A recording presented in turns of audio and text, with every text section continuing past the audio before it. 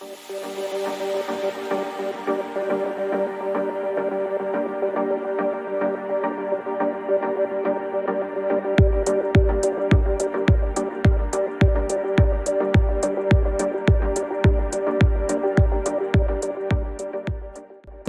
buenas tardes. Qué bueno poder estar juntos nuevamente en el programa de radio escolar del Colegio Alcance de Rendezvous. Este programa que ya lleva bastante tiempo y ha sido muy bueno. Y hoy día, como cada lunes, con un tremendo invitado, una interesante entrevista. Vamos a aprender muchas cosas bastante importantes para la familia de nuestro país. Así que iniciamos la ronda de presentación y saludos. Lunita. Buenas tardes, soy Luna Oróstica del quinto A. Muy bien. Buenas tardes, soy Alison Mori del sexto C. Buenas tardes, soy Ashley Bottini del séptimo C. ¿Por acá? Buenas tardes, me llamo Nelson y soy del sexto C. Muy bien. Aquí. No. Todos. Mi nombre es Piero, soy del sexto C y espero que disfruten. Hola, soy Matilde Castillo del quinto A. Soy Isabela Ruiz del sexto C. Buenas tardes, soy Camila Maya del quinto A. Muy bien. Y ahora vamos a saludar al que nos acompaña hoy día. Pero antes no dijimos el nombre del programa. Nuestro programa que lleva por nombre... Un aplauso fuerte para iniciar con toda la energía. Este es el último lunes de julio. Qué rápido ha pasado este año, ¿eh? Muy rápido el año. Y ahora sí, nos acompaña. Vamos a ver que tenemos un presente que nos cuente a qué se dedica. Y de verdad un privilegio tenerte esta tarde con nosotros aquí. De verdad que sí. Solucionamos. Bueno, mi nombre es Marcelo Quiroz. Yo soy trabajador social. Me dedico particularmente a la salud hace ya varios años y me dedico específicamente a algo que se llama humanización en salud, que es de lo que vamos a conversar hoy día. Yo actualmente soy director de un centro de formación en humanización en salud. ¡Wow! Tremendo tema, ¿eh? Sí. Humanización en salud. Ya vamos a conocer detalles de eso. Obviamente agradecer a Jocelyn también del Servicio de Salud Metropolitano Central, que cada vez siempre nos trae tremendos invitados. Hemos aprendido mucho y también ha sido muy provechoso para nuestra comunidad. ¿Ya? Entonces iniciamos la ronda de preguntas. Gracias, Marcelo, por estar con nosotros hoy día. No, quería pedirles un minutito para agradecerles también a ustedes por la instancia de haberme invitado. Es súper importante que podamos conversar. Se van a dar cuenta porque esto también les afecta a ustedes, a mí, a todos nos afecta. Así que muchas gracias por el espacio. Los felicito porque me encantó el programa. Los vi antes. Yo estaba recién empezando. Así que... No, porque vi un video antes. Qué bueno. Preparado. Muy bien. Ahora sí, entonces, Camilita, tú comienzas con la primera pregunta. ¿Por qué es tan importante conversar sobre la atención humanizada en salud? Partimos fuertes. No, es súper importante y me parece que es muy buena pregunta para comenzar, porque me gustaría que entendiéramos que la humanización en salud tiene que ver con cómo ponemos a las personas en el centro. Y con esto quiero decir, cómo miramos que las personas somos mucho más que lo biológico, mucho más que una enfermedad, porque nosotros tenemos emociones, tenemos valores, tenemos creencias, tenemos un aspecto espiritual, ¿cierto? Y todas esas cosas son importantes mirarlas cuando hablamos de atenciones en salud más humanizadas. Y por eso la humanización, yo siempre digo, uno puede poner la humanización en cualquier espacio, incluso, por ejemplo, en los colegios. Hacer que ustedes se sientan más entendidos, hacer que ustedes se sientan bien tratados, no solo como desde lo educacional, sino también desde lo emocional. Si yo voy a una consulta médica, por ejemplo, y por un dolor de guatita, me duele la guatita, pero aparte a mí me dan miedo las agujas y me tienen que pinchar. ¿Cómo lo hacemos? ¿Te pincho a la fuerza? Eso no sería humanizado porque no estaríamos poniendo la atención en esto emocional, en tu miedo. Distinto es si alguien se preocupa de que a mí me da miedo, me ayuda, me contiene, me acompaña y después me puede pasar el medicamento, ¿cierto? Sería una experiencia sumamente distinta. De eso más o menos trata la humanización en salud. Porque aparece inmediatamente la empatía. Ponerse en el lugar del otro, comprender lo que el otro está sintiendo, pensando. Así que ahí aprovechamos de reforzar los valores al tiempo. Absolutamente, porque la empatía, déjenme decirle que es el valor como base de la humanización en salud, pero de cualquier relación entre las personas. Pues todos debiésemos ser empáticos, todos debiésemos tratar a las demás personas como nos gustaría que nos traten. Perfecto. Seguimos adelante. Lunita. Ella, ¿cómo ha cambiado su trabajo desde la pandemia COVID-19? Bueno, el trabajo, a ver, la pandemia trajo consigo algo que vino a cambiar la historia de la humanidad como reciente, ¿cierto? Y nos empezamos a dar cuenta lo importante que era mirar a los ojos a otra persona, tocar a las personas, abrazarnos si alguien tiene miedo, ¿cierto? Ser consolado, etcétera. Entonces la pandemia trajo consigo esos problemas, pero quienes trabajamos en ese momento de la pandemia también nos enfrentamos a nuevos problemas, porque si yo trabajo en salud, trabajo, ¿cierto?, tocando a las personas, examinándolas, etcétera. Entonces surgieron más problemas que teníamos que resolver. Lo que pasó después, para quienes trabajamos en salud, fue bien complejo, porque el sistema se vio sumamente colapsado. Y muchas veces no contábamos con estas ayudas de lo que yo les decía antes, como si yo tengo miedo, ¿cierto?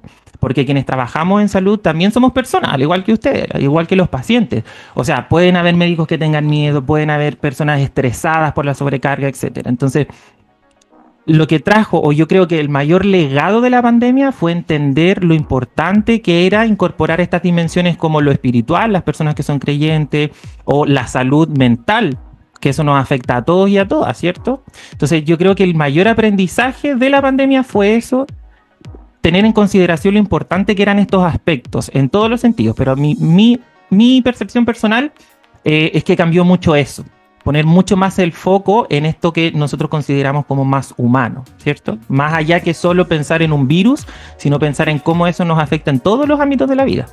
Gracias. A ti. Bien. ¿Seguimos, Sí. Alison? Luego la dice. Mi pregunta ¿es difícil atender a pacientes alterados por la demora? Sí, es sumamente difícil, se puede, para eso hay muchas herramientas, pero lo primero que a mí me gustaría y que yo le comparto a las personas cuando hablamos de esto es tratar de entender por qué las personas están alteradas, ¿cierto? Y ahí hay muchos factores, porque por una parte, si uno piensa en los pacientes, yo me puedo alterar porque llevo mucho rato con dolor en una sala de espera y no me atienden. O sea, algo pasa en mi cuerpo también, que son como reacciones más biológicas que hacen que el cortisol... ¿Han escuchado el cortisol? Hoy en día, así como que se habla mucho del cortisol, la dopamina, la salud mental, pero esas son cosas, procesos que pasan en nuestro cuerpo y en nuestro cerebro que hacen que yo esté como más irritable, que esté más molesto, que todo me afecte más. Entonces, si yo llevo mucho rato esperando y estoy así, evidentemente, y si no tengo las herramientas, y esto es muy importante, si no tengo las herramientas para gestionar estas emociones, me voy a poner mucho más alterado. Y si por el otro lado nosotros pensamos en equipos de salud que están desbordados, que no tienen tiempo porque hay mucha carga asistencial y que tampoco tienen las herramientas para lidiar con personas, se hace muy, muy difícil. Pero yo les invito a pensar en si cambiamos este panorama. Si les entregamos mayor, por ejemplo, herramientas a las personas de gestión emocional, y por eso yo encuentro que este espacio donde estamos ahora es tan importante, porque le hablamos a la comunidad de distintas cosas relevantes, ¿cierto? En este caso de la humanización en salud. Si les entregamos herramientas, si uno aprende herramientas de gestión emocional, podemos resolver todos estos casos en vez de, no sé, agarrar al paciente y contenerlo porque está muy alterado, poder a través del diálogo, de otras herramientas mucho más humanizadas, mucho más tranquilas, poder disminuir esta ansiedad de las personas. ¿Es difícil? Es difícil, pero hay muchas herramientas que podemos utilizar. Perfecto. Gracias. ¿Ya, chiquillos? Miren, si se dieron cuenta, una de las cosas que me llamó la atención de la última pregunta, cuando a veces nos alteramos por alguna situación, perdemos la calma, no sé, nos molestamos, la importancia del autocontrol. Y eso también se aplica, claro, estamos conversando en torno a la realidad de la salud, pero también se aplica acá en el colegio. Porque a veces tenemos diferencias con algún compañero, pasa algo con algún profesor, que el profesor me llama la atención, pierdo la paz, me enojo. Entonces también es un tema que hay que saber controlar. ¿Se dan cuenta que se aplica en todas las áreas de la vida? No tanto ustedes, los adultos también tenemos que aplicar. Así que tranquilos que esto es para todos. ¿Ah? Bien, ¿seguimos adelante? Sí. Ahí vamos a cruzar. Isabelita, continúa tú, por favor. Bien cerquita el micrófono. Tiene la participación activa y la vinculación con la comunidad de salud. Bueno, yo creo que la base de la humanización tiene que incorporar sí o sí la participación activa. Pongamos un ejemplo concreto trayéndolo aquí como al colegio. Si yo quisiera hacer, no sé, adecuar el espacio del colegio para mejorarlo, y viniera yo que es primera vez que vengo a este colegio, y vengo y digo, tengo la solución, esto es lo que hay que hacer. Y no les preguntara a ustedes, que son quienes usan el colegio, ¿les parecería que está bien? ¿Quién creen que conocería más el colegio para entender lo que hay que hacer? Nosotros. Entonces, ¿quién debiese tomar las decisiones de esto? Nosotros. No, los dos. Ambos. Porque yo tengo un rol que es, por ejemplo, mejorar el colegio, ¿cierto? Pero necesito del conocimiento de ustedes que usan el colegio para poder saber qué es lo mejor. Lo mismo pasa cuando hablamos de la humanización en salud. Si yo tengo que tomar decisiones sobre cómo poder mejorar el hospital o el CESFAM, etcétera, ¿a quién debería preguntarle? A los médicos, muy bien, al personal de salud, a la comunidad, que son quienes utilizan el servicio, ¿cierto? Que me pueden decir, no, resulta que donde estoy sentada esperando 4 horas para que me atiendan es súper incómodo y a mí me duele la espalda. ¿Quién me va a dar esa información? La comunidad, ¿cierto? Entonces la participación es muy relevante porque lo que nos dice, lo que nos permite ver es cómo las personas sienten el sistema que están utilizando, ¿cierto? Que muchas veces yo, como no soy usuario, por el rol en que esté, no lo voy a saber. Entonces, cuando pensamos en la participación social, la tenemos que pensar de una manera incidente, y esa es una palabra muy importante, porque ustedes creen que sirve mucho que yo les pregunte a ustedes, lo anote en una hojita, lo guarde en el cajón, y después me vaya y tome las decisiones como según lo que yo pienso nomás. Entonces, es incidente la participación cuando yo tomo lo que escribí, de lo que ustedes me dijeron, lo incorporo y lo mezclo con mi perspectiva, y podemos generar algo mejor, en este caso, como les ponía el ejemplo, para el colegio. Perfecto. ¿Bien, Isabelita? Gracias. Muy bien. Seguimos entonces. Matilde, vamos a compartir conmigo. ¿Qué medidas se están tomando para reducir la espera en urgencias? Tema complejo, porque aquí hay muchos factores, porque muchas veces, primero para que entendamos cómo funcionan los servicios de urgencia, cuando yo voy a un servicio de urgencia hay algo que se llama categorización. Y eso significa que a mí me van a atender no por quien llegue primero, no porque yo llegué antes me van a atender antes, sino que se atiende en relación a qué tan grave es lo que yo tengo. Una persona que viene muy grave la van a atender inmediatamente. Una persona que no viene tan grave va a tener que esperar un poco más, ¿cierto? Pero ¿qué pasa cuando muchas personas que llegan están graves? O muchas personas que llegan al servicio de urgencia están como en un nivel de mediana gravedad. Colapsa. Entonces, cuando hay muchas personas queriendo utilizar un servicio que es acotado, se nos generan las largas esperas, ¿cierto? Y muchas veces no tiene que ver con que el equipo no te quiera atender, sino porque están atendiendo a otras personas. Y aquí hay algo muy importante porque hay muchas estrategias para tratar de reducir esto. No hay una solución concreta, pero hay muchas estrategias para mejorarlo. Uno puede ser enseñarles a la población cuándo tener que ir a un servicio de urgencia a un hospital o cuándo tener que ir a un servicio de urgencia de atención primaria.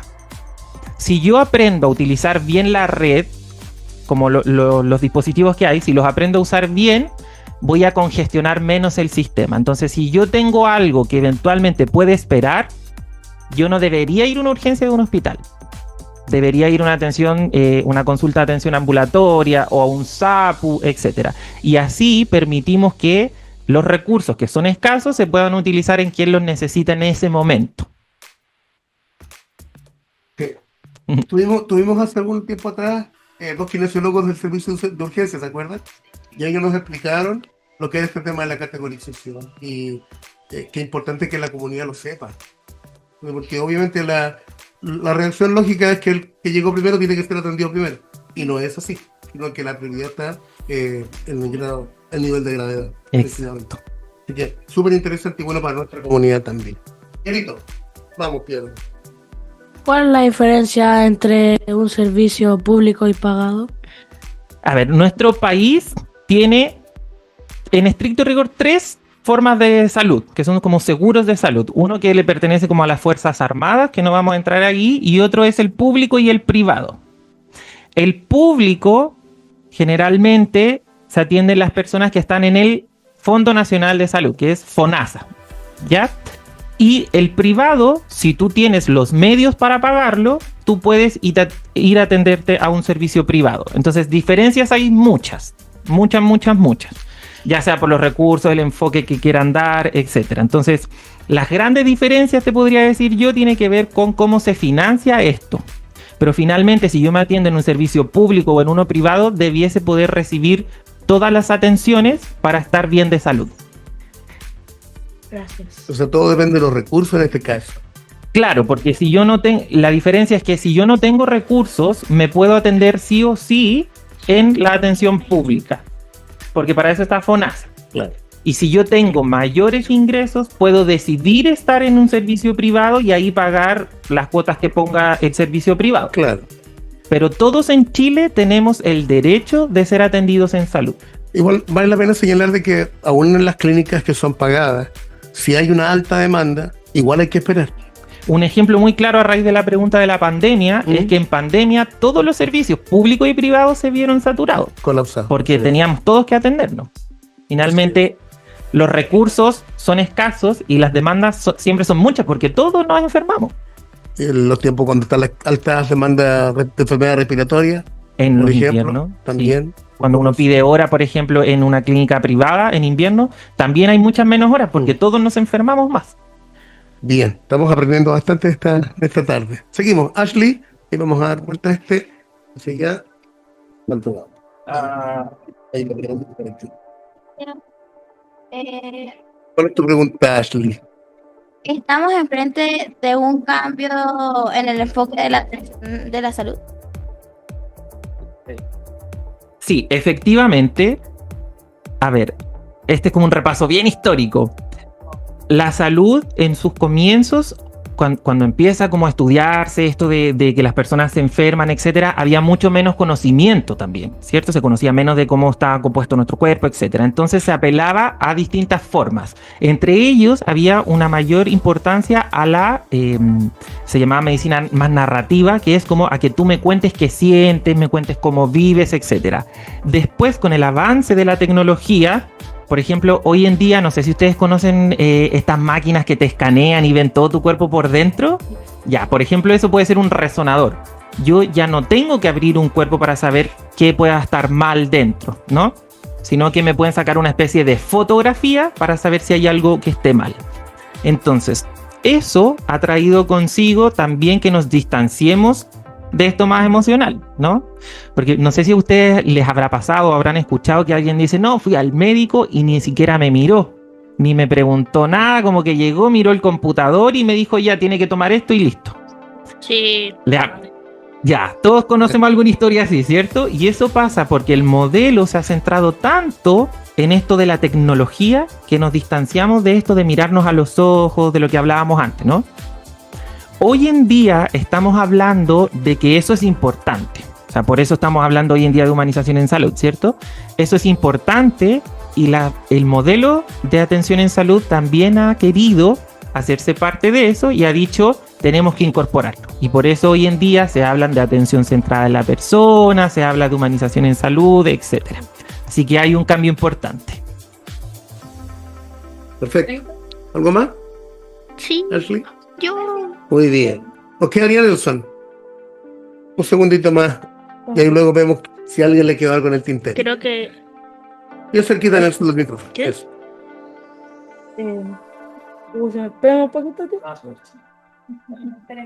¿Por qué es tan importante conversar sobre la atención humanizada en salud?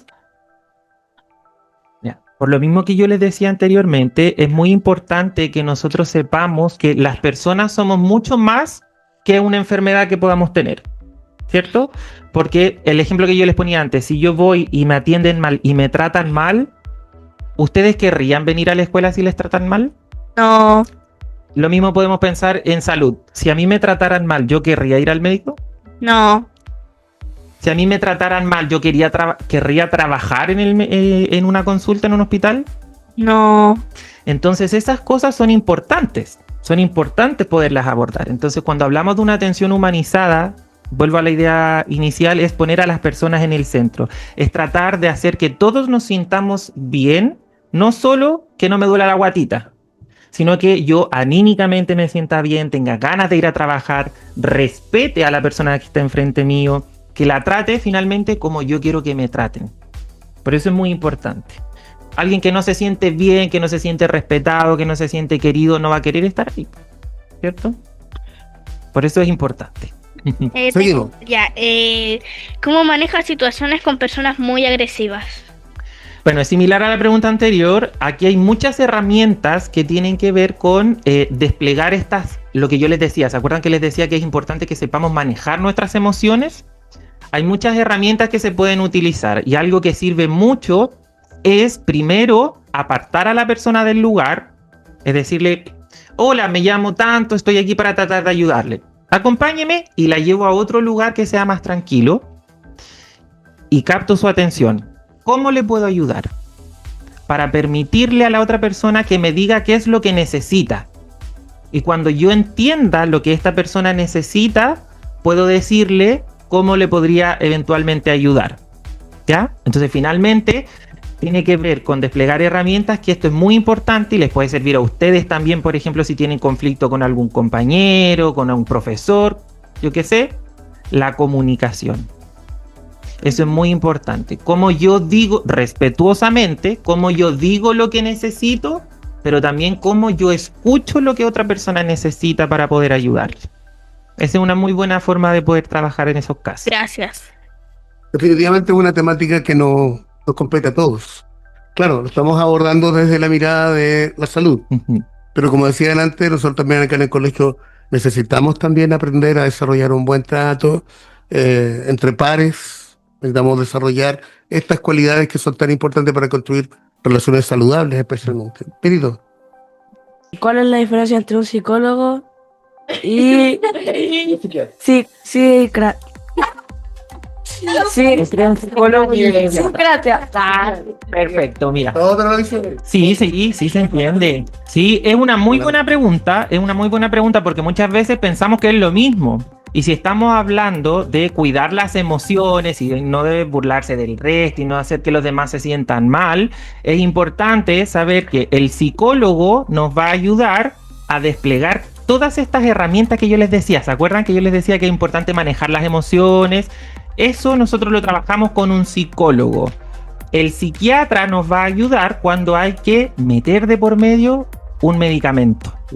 Cuando, por ejemplo, por mí solo, si yo despliego todas las herramientas que me enseñó el psicólogo y no es suficiente, el psiquiatra me va a ayudar a manejar. ¿Se acuerdan cuando yo les hablaba del cortisol? Esto de las hormonas. Ya.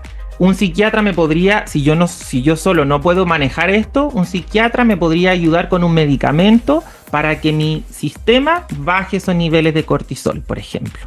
Entonces, la diferencia principal, y muy a grosso modo, es que el psiquiatra nos va a ayudar como a través de lo químico, lo biológico, y el psicólogo a manejar las emociones. Esas son diferencias. Perfecto. Alison, luego Nelson, y ya vamos a estar terminando. También tiene una pregunta. Hay harta pregunta, me encanta. ¿Cómo se coordina con otros profesionales o instituciones para atender a los pacientes adecuadamente? Mira, esa sí que es una muy buena pregunta, porque la base, una de los componentes bases de la humanización en salud tiene que ver con la interdisciplina. Y eso significa que si estamos diciendo que las personas tenemos hartos ámbitos, dijimos que había emocional, biológico, espiritual, social, etcétera, hay distintas profesiones, como muy bien preguntaba Piero, los psicólogos se van a encargar de las emociones de los pacientes, el psiquiatra del medicamento vinculado como a lo más neurológico, y así distintas profesiones tienen que trabajar en conjunto para entregar una mejor atención. Entonces, una muy buena estrategia es que nos sentemos a conversar y que cada uno ponga a disposición lo que sabe y que todos respetemos lo que otras personas saben y lo pongamos en conjunto. Gracias. Sí, por supuesto. Nelson. Tío, una pregunta, o sea, joven. ¿Joven todavía? Sí. Sí. Si una persona con problemas mentales tiene que ir al médico así o al psicólogo o a las dos. A ver, lo primero es muy importante que nosotros siempre debiésemos estar yendo al médico, no solo porque nos enfermemos, sino que también porque tenemos que tener una forma de prevención de enfermedades, ¿ya? Cuando yo voy al médico y el médico general me dice, yo creo que puede haber algo que tenga que ver con las emociones o algo así, te van a derivar a un psicólogo. Si el médico dice, yo creo que tiene que ver quizás más con medicamentos y necesitamos un psiquiatra, me va a derivar al psiquiatra. Pero es importante que siempre que tengamos dudas, que nos sintamos mal, podamos acceder a un médico o un enfermero o una enfermera que nos pueda recomendar y decir, mira, yo creo que sería importante ir a ver a este o a este profesional. Perfecto. La tía Jocelyn, Matilde, ya tenía la palabra. Pero tía Jocelyn. Preguntar a Marcelo, ya que este proyecto comunicacional que tiene el establecimiento, el Colegio Alcázar, tiene como una de las misiones, Marcelo, es comunicar ciertas materias que son relevantes para la comunidad escolar y también para los vecinos y la vecina. En ese sentido, la integrante de este equipo que lidera el profesor Dani tiene una misión también, que es el manejo pertinente de la información, ¿ya? Escuchándote a ti hablar, dándole la respuesta a los estudiantes, pienso que la pregunta es ¿qué tan relevante es el traspaso, el manejo de la información al momento de construir un espacio humanizado de los lugares donde nosotros nos estemos relacionando con el otro? Por ejemplo, aquí ustedes como equipo, como proyecto comunicacional, o a lo mejor en las salas, en las aulas, o incluso, no sé, cuando hacen actividades, actividades escolares. Qué importante es que ustedes como estudiantes manejen una información que sea clara, porque en el fondo ustedes se están formando, entre comillas, son una especie de líderes también dentro de su materia. Entonces, ¿qué responsabilidad también cae en ustedes desde el trato hacia un otro, que sea con respeto y que sea coherente con lo que yo estoy traspasando en el proyecto comunicacional, que sea yo coherente también con eso que estoy haciendo en el día a día, con mis pares, con mis profesores, con el equipo docente? A ver, es muy importante porque yo siempre hablo de que la humanización parte de la base de las voluntades, ¿ya? Y ampliemos este espacio y llevémoslo al colegio. Todos tenemos que tener, o debiésemos tener, la voluntad de poder aportar en una sociedad mejor. Y eso implica en cómo me relaciono con mis pares, cómo me relaciono con mi vecino, con mi compañero de colegio. Si alguien se equivoca, yo debiese tratar de ayudarle, ¿cierto? Entonces es importante que, como ustedes asumen un rol al estar aquí, que bien decían en la pregunta, ustedes se transforman en líderes, pueden ser referentes para otras personas que pueden estar mirándolos y tratando de aprender de ustedes. Entonces la información que ustedes transmiten es sumamente relevante y es muy importante para humanizar todos los espacios. O sea, si yo veo que en la tele, por ejemplo, todos vemos tele, ¿cierto? Si yo veo que en la televisión o en una película, en Netflix, etcétera, la gente se trata bien, vemos los beneficios que tiene, yo debiese hacer lo mismo, ¿cierto? Cuando uno ocupa espacios donde las otras personas te miran, debiese aprovecharlos al máximo para poder comunicar esto bueno, que es lo que ustedes están haciendo aquí. Muy bien. Vamos en orden. Matilde había pedido la palabra, Piero y Nelson también parece. Y ya con esto nos vamos despidiendo. Quedaron varias cosas. Es que es un tema bien interesante, entonces quedaron varias cosas en el tintero. A lo mejor podemos hacer la versión 2.0. 2.0, por supuesto. Matilde. Ya estoy aquí. ¿Qué acciones correctas se están tomando para abordar la crisis de salud mental en adolescentes y jóvenes? Muy buena pregunta, porque ¿se acuerdan que yo les decía que la humanización es poner a las personas en el centro y pensar que las personas somos más allá que algo biológico? Y les hablaba de la importancia de las emociones, salió el tema de los psiquiatras, de los psicólogos y de la pandemia. O sea, como que toda la conversación ha traído la salud mental como algo importante, ¿cierto? Entonces se están utilizando distintas herramientas para poder abordar la salud mental, ya sea en los colegios con programas de convivencia escolar, sí, que generan o que buscan generar entornos más saludables para ustedes, emocionalmente, porque si hay algo que es importante hablar en la salud mental es que se tiene que abordar en distintos espacios, no solo en un hospital, no solo en un CESFAM, ¿cierto? Sino también, por ejemplo, en el colegio. Entonces hay muchas actividades y muchos programas que están pensados en entregar esas herramientas que yo tanto les he nombrado para gestionar las emociones, para que nos sintamos bien emocionalmente, etc. Entonces es importante que utilicemos todos los espacios, no solo el hospital, no solo el CESFAM, sino también ustedes mismos, por ejemplo, en el colegio. Así que hay muchas iniciativas. Perfecto. ¿Cuál es la diferencia de salud o si le dan más prioridad así a un tatita muy viejo? Pero muy viejo, ya un recién nacido. Bueno, esto es similar a lo que yo les decía al comienzo. ¿Se acuerdan cuando hablamos de la urgencia de la categorización? Ya. A ver, hay atenciones diferenciadas. O sea, una persona que viene recién al mundo viene mucho más indefensa, ¿cierto? Necesita mucho más cuidado, necesita que estemos más encima. Entonces, hay programas especiales pensados en la primera infancia. Y también hay programas especializados, de hecho hay especialistas como los geriatras que se dedican a trabajar con las personas mayores. Entonces, no es que uno sea más importante que otro, todas las personas somos importantes y para eso hay distintos programas de atención especializada porque todos vivimos de maneras distintas y la edad también es importante porque a medida que pasa el tiempo hay distintas enfermedades, hay distintas patologías que pueden aparecer eventualmente.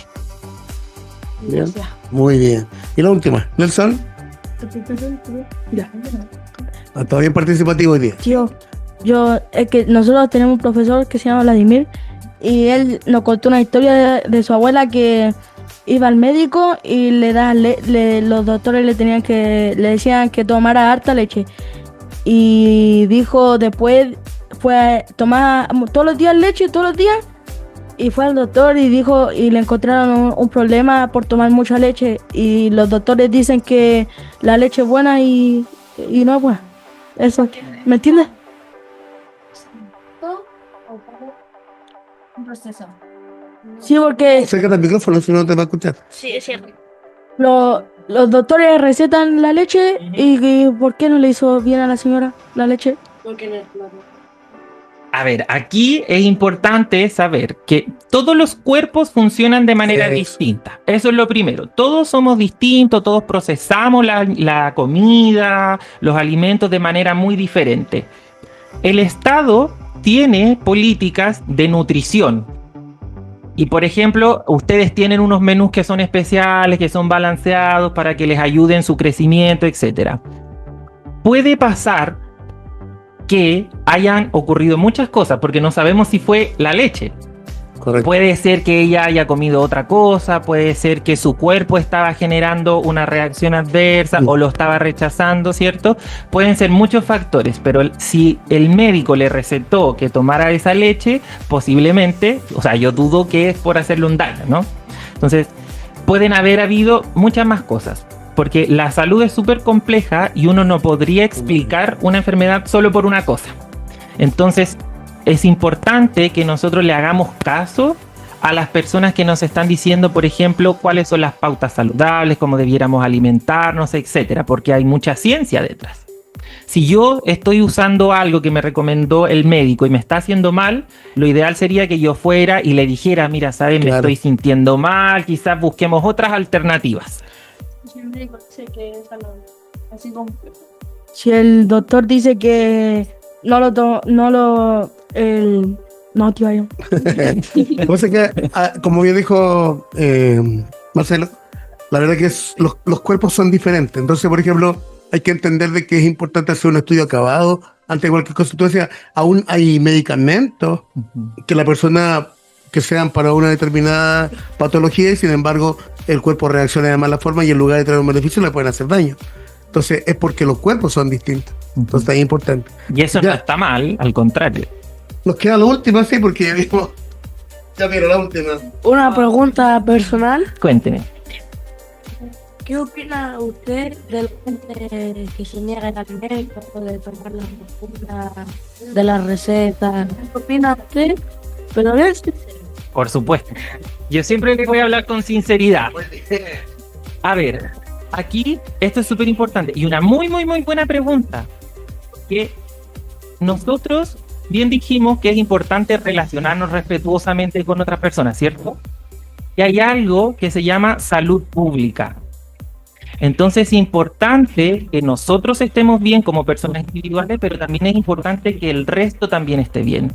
Entonces, por eso yo les decía que es importante hacer caso. Por ejemplo, cuando un médico me dice esto es el tratamiento que hay que tomar porque le va a hacer bien, yo debería hacerle caso, ¿cierto?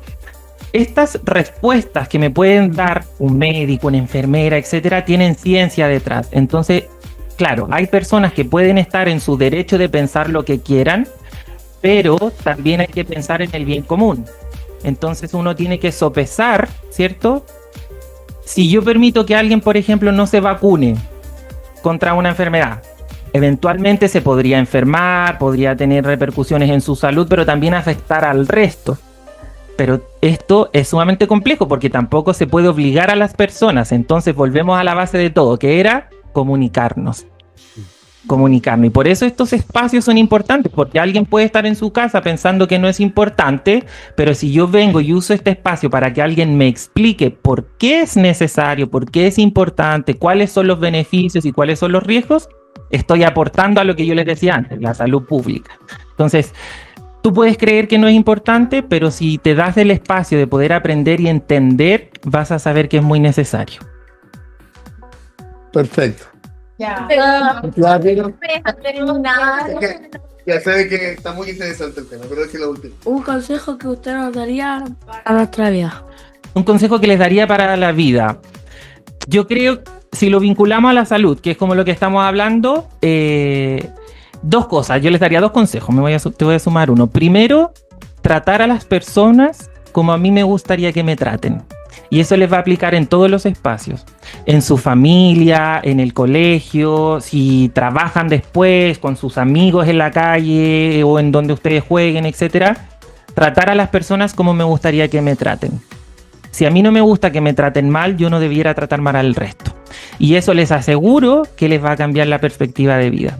Todos vamos a estar mejor y eso va a ser grato para todos. Y el otro consejo vinculado a la salud es que sí hay que creer en la salud, a raíz de tu pregunta, y si yo tengo dudas, si yo me siento mal, si siento que no anda bien la guatita o me duele la cabeza, etcétera, es usar responsablemente los servicios de salud y asistir para que me digan qué es lo que tengo que hacer, para estar mejor yo y estar mejor el resto también. Perfecto. Camilita, ¿qué vas a pedir? Ya. ¿Qué vas a pedir?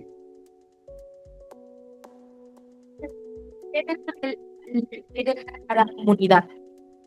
A ver, la humanización en salud. Ese mensaje a mí me gustaría darle a la comunidad, finalmente relevar la importancia del buen trato, relevar la importancia que es considerar a las personas no solo como cosas, no solo como algo concreto, sino con muchos espacios, con muchos ámbitos. Somos muy complejos, cada uno de ustedes piensa distinto, aprende diferente y no es que unos estén bien y otros estén mal. Entonces, finalmente, lo que le querría decir a la comunidad es abrirse a dialogar, a conversar, a respetar, porque si nos empezamos a respetar entre todos, les aseguro que van a empezar a haber muchos menos problemas. Gracias. Perfecto. Le damos un aplauso a Marcelo Quiroz, que ya nos ha acompañado con una tremenda enseñanza, de verdad muy profunda, así que hacemos la ronda de despedidas ahora, ¿ya? Tal como comenzamos. Lunita, ya nos despedimos. Invitemos a todos los que nos están viendo a que le den like a la transmisión. Este Sí. podcast ha sido súper interesante, todo el tiempo de escucharlo y apoyar también el trabajo en la radio escolar. Lunita, Gracias por aceptar la invitación, por venir y por darnos por resolver todas nuestras dudas. perfecto. Gracias. Alison, Gracias por aceptar la invitación y me gustó mucho. qué bueno. Y eso. Han estado muy buenos los programas, muy buenos. Por acá, Camilo. Gracias por aceptar la invitación. Muy bien, Isa. Adiós, que vean este video si es tarde, temprano, noche. Adiós y que les vaya súper bien. Muy bien. Muchas gracias por ver. Quiero darle las gracias a Marcelo, que gracias por venir, respondernos las preguntas y estar con todo su ánimo. Denle like, suscríbanse, comenten y suscríbanse y vayan a las redes de él. Eso. Eso. Gracias, Marcelo, por aceptar la invitación. A ustedes. Gracias, joven Marcelo, por darnos un tiempo y admiramos mucho su trabajo porque ha salvado muchas vidas. Bien, Nelson. Muy bien. Gracias. No. Hay que girarlo. Bueno, agradecer también a nuestra querida Jocelyn Berenguer, la que nos trae tremendos invitados desde el Servicio Metropolitano de Salud Central, ¿no? Sí. Así que muchas gracias. Y una última Yo para... sí, también me voy a sumar. Bueno, volver a agradecerle el espacio, felicitarlos porque es una conversación súper amena, súper importante que ustedes, niños y niñas, puedan participar, puedan dar su opinión, puedan manifestar lo que sienten y también aprender. Así que felicitar al profesor también por el espacio, por la bienvenida, me sentí súper cómodo con ustedes. Muy buenos periodistas. Felicidades. Muy bien. Ese es nuestro programa que lleva por nombre Voces Informadas. Muy bien. Nos vemos entonces el próximo lunes. Chao. Usted sabe, a través de YouTube, el canal de YouTube de la red escolar y también a través de Facebook y de Instagram tenemos algunas cositas por ahí. Nos vemos, que estén todos muy bien. Chao, chao.